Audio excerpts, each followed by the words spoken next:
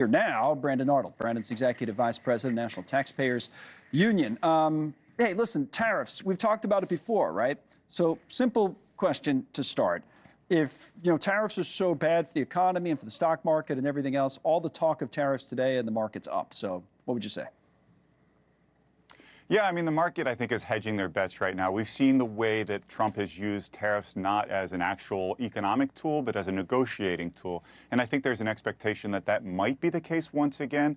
But if these tariffs do, in fact, take effect and start to raise prices for consumers, I do think there will be a hit to the market. There will certainly be a hit to the economy, and prices will rise in a manner that will make a lot of consumers very unhappy. So a couple things in the market, though, that we are seeing is that gold is way up. I don't know if that means anything to you or what you make of that.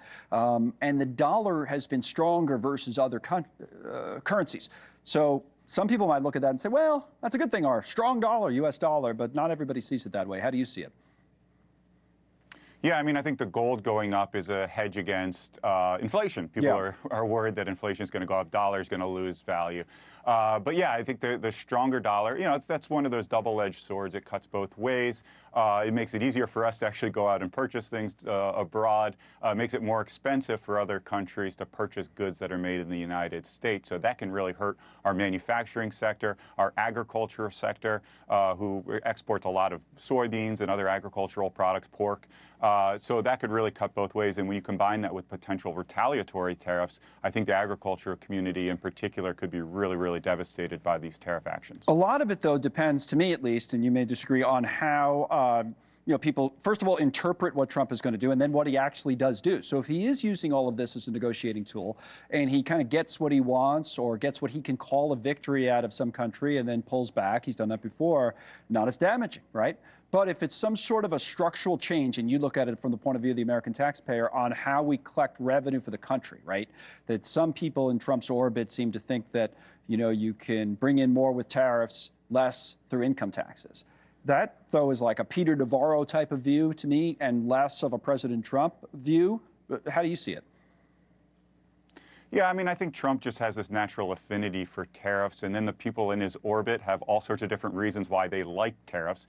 And certainly Republicans on Capitol Hill are trying to extend the Trump tax cuts for 2017 before the majority of them expire at the end of this year. So then they see this basket of revenue that may help to offset a portion of that cost and, really make those tax cuts hum, which, I would like to see, but I don't think that tariff revenue is particularly stable, nor do I think the math works in any way, shape, or form. Okay, let's talk about that for a moment. Not stable, right? So there's history on all of this because for years we didn't have an income tax, right, until the early 1900s. So we relied on tariffs at the federal level to raise revenue. But you say you can't count on it as much. Is that the point when you do the studies?